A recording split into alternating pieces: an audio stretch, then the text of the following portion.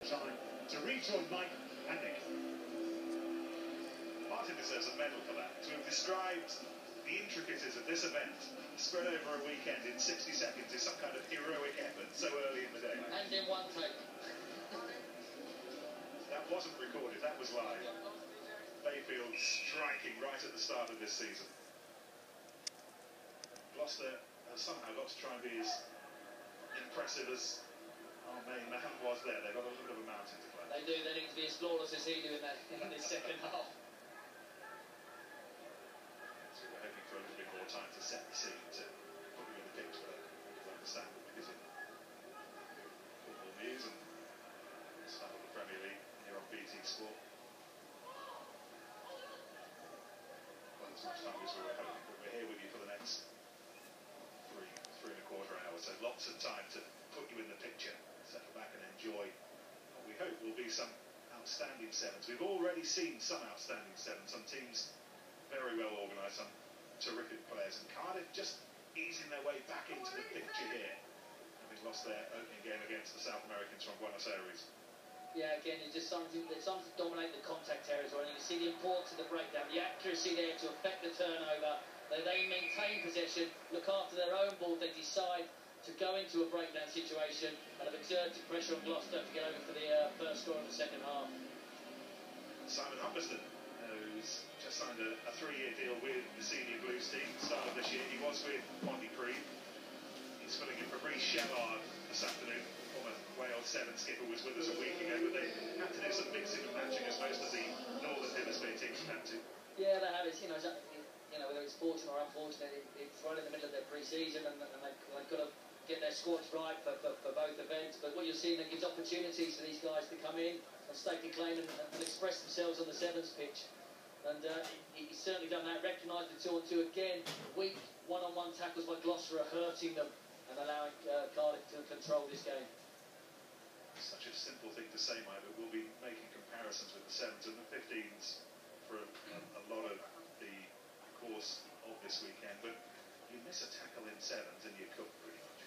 You are, and it's very similar to international test rugby, isn't it? You miss a tackle, you're cooked. And these are the lessons that these young players can take from this, the harsh reality of playing top professional rugby football, and they're good lessons to learn as long as you do learn them. Lessons that will be applied to the USA 7's team. And about 72 hours' time, you're starting your job over in the States next week. Yeah, they're looking forward to having me, I think. They've already been, undergoing the last 6 weeks intense conditioning, which they're not thanking me for. The guys that are over here are probably enjoying the rest, but they won't be enjoying the rest when they get over there in camp on Tuesday. Mike will be coaching USA 7's on the IRB World 7 Series this coming season. Again, October? Early October, the Gold Coast. All the cold places around the world. Conclude here in Twickenham in May, as it always does. Now, Gloucester with an opportunity to really get going for the first time here. This is Rodri McAtee, the captain. And went on his own. He somehow managed to get the ball back without losing it forward. And Gloucester are on the board, but it's taken far too long to really put a dent into this blue shield. It is, and again, it illustrates the simplicity of the game. It's about understanding which space is best. They got the ball to McAtee in space, he attacked it, fortuitous with the offload, but you make your own luck, and they're over for their first score. It's about understanding where the space is on the pitch, and then moving the ball quickly there, and then be direct and attacking.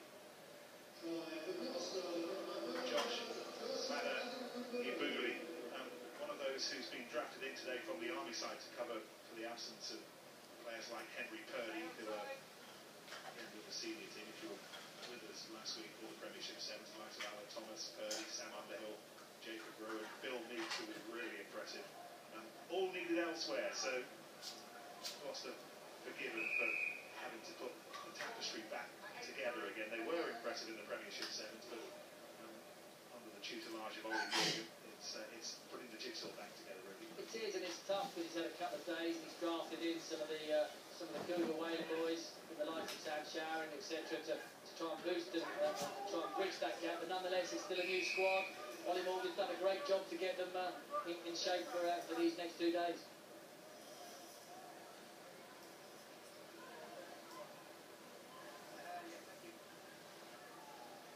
For the first time this match, enjoying a little time on the ball.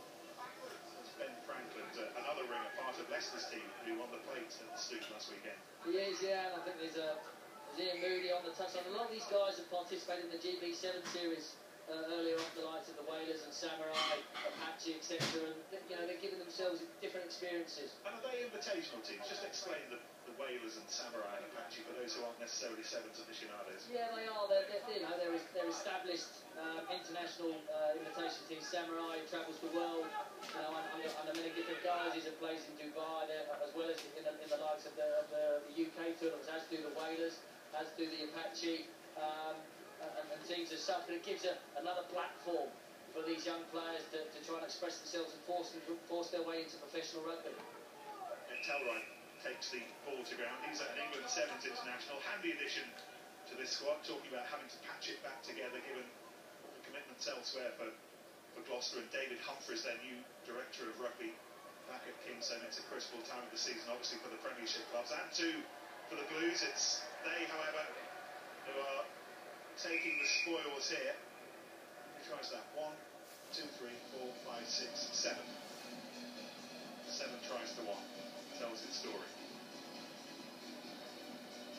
There's that man again, Morgan, isn't it? He was a real revelation up in Glasgow for Wales, and he's got great balance, great work ethic, which is what you need in 7's as well. You've got to be prepared to go to dark places because your lungs are going to be left out on the pitch every time, especially when you get to the last couple of minutes of a game. But you see here, look at the offload there from Groves, in tandem, backs himself on the outside, gets the fend out, and he's away for that try. But that's the two Welsh boys in cahoots to put this Gloucester team away.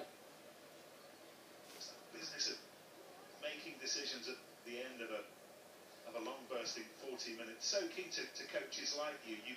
You want players to be able to make the right decision, go in the right direction at the right time when the mind might not necessarily be focusing.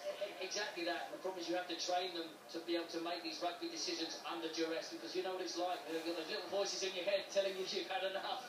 That's when you need to step up and still have clarity and make clear decisions when you're tired. There's no question that Cardiff have kept their hopes of a place in the cup alive with this. There's still a lot of work to do. We've got the Bulls against Buenos Aires coming up next. Gloucester will then play the South Americans at 5:23, and at 5:45, Cardiff against the Blues, potentially for the Blues for a place in the quarterfinals. We will see, but that's an improvement for them. They won this one against the Cherry and Whites by 41 points to 5. Martin.